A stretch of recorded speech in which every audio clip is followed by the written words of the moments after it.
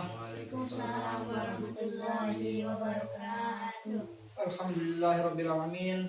Dengan rasa syukur kepada Allah Subhanahu wa taala, kita masih ditemukan pada pembelajaran siang hari ini dengan pembelajaran fikih mengenai pembelajaran materi thaharah. Nah, apakah anak-anakku semuanya sudah tahu apa itu arti dari thaharah? Nah, jadi di sini Bapak akan menjelaskan yaitu mengenai thaharah. Thaharah itu artinya suci ataupun mensucikan. Jadi thaharah itu apa artinya?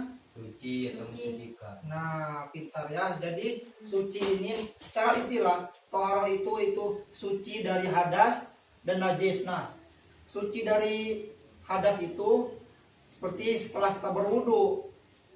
Nah, suci dari hadas itu setelah kita berwudu, menghilangkan hadas kecil agar sholat kita itu sah. Kemudian sedangkan suci dari najis itu, nah setelah kita mandi menghilangkan najis tersebut, misal dari pakaian kita, najis yang ada di pakaian kita, yang ada di tubuh kita, nah kita itu harus mensucikan agar sholat kita ketika kita ingin melakukan sholat ataupun wudhu itu diterima oleh Allah Subhanahu Wa Taala dengan keadaan yang suci. Nah, jadi thaharah itu adalah suci dan mensucikan. Nah, adapun alat ataupun untuk bersuci itu ada macam-macam air.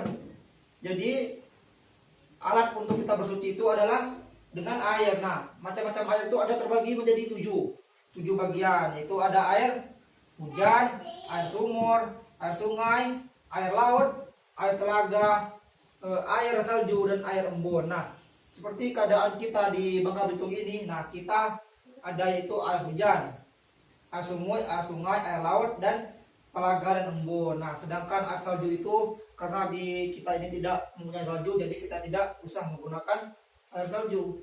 Ini macam-macam air untuk mensucikan. Nah, adapun ayat Al-Quran yang menjelaskan tentang dalil mengenai thaharah, mengenai suci ini, jelaskan dalam Al-Quran surah Al-Baqarah ayat 222 yang berbunyi Bismillahirrahmanirrahim, Innallaha yuhibbut tawwabina wa yuhibbul mutatahhirina.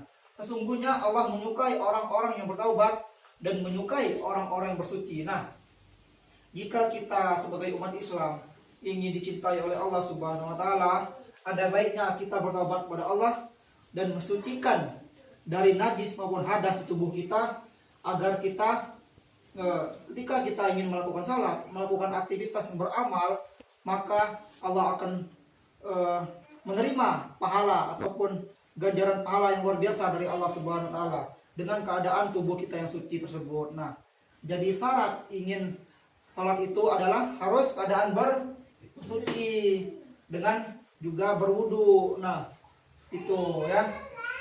Nah, selanjutnya itu mengenai suci lagi. Nah, pembagian air. Nah, pembagian air itu anak-anakku semuanya bisa lihat, yaitu ada berapa ini pembagian air? 5. Ada 5, yaitu ada air mutlak, air mustakmal, air musammas, air mutanajis dan air suci bercampur benda suci. Nah, namun di sini Bapak akan menjelaskan itu definisi dari air mutlak itu seperti apa. Air mutlak itu seperti air hujan, air suci yang digunakan untuk bersuci. Nah, umpamanya itu air hujan, air sumur, air sungai, air laut, dan air telaga pun air embun. Nah, jadi air mustakmal ini adalah air yang digunakan untuk bersuci seperti air hujan tadi. Nah, sedangkan air mustakmal. Nah, air mustakmal itu adalah air yang bekas dipakai untuk mensucikan hadas dan najis. Air tersebut hukumnya suci tapi tidak dapat mensucikan sesuatu. Nah, jadi air mustakmal ini air yang bekas dipakai untuk mensucikan hadas. Nah, sedangkan air musammas itu adalah air dalam berjana yang panas kena sinar matahari yang hukumnya suci. Nah, sedangkan air mutanajis ini adalah air yang kurang dari 2 kullah, yaitu 216 liter. kejatuhan najis. Nah, sedangkan air suci bercampur benda, air suci bercampur benda suci ini maksudnya seperti air apa? Air kopi, air teh, air susu dan lainnya. Nah, air itu suci tapi tidak bisa mensucikan. Air itu bisa kita minum, bisa kita konsumsi, namun tidak bisa kita gunakan untuk wudhu, untuk mensucikan diri. Nah, jadi mengenai pembahasan bab taharah, apakah anak-anakku semuanya sudah paham mengenai apa itu taharah? Jadi taharah itu apa? Artinya Suci atau suci, mensucikan. nah, atau mensucikan. Apa saja alat untuk mensucikan itu? Dengan cara menggunakan air hujan, air sumur. Nah, adapun mengenai pembagian air ada berapa? Limit, Apa saja itu air? air mutlak, air mustakmal, air musammas, air tanajis, air suci bercampur benda suci. Nah, mengenai bab taharah mungkin anak semuanya sudah paham dengan mengenai suci dari hadas dan najis. Nah, dan dengan apa cara bersuci, dengan air apa saja yang kita bersuci, dan apa saja pembagian dari air tersebut. Nah, selanjutnya itu kita beranjak ke mengenai macam-macam najis.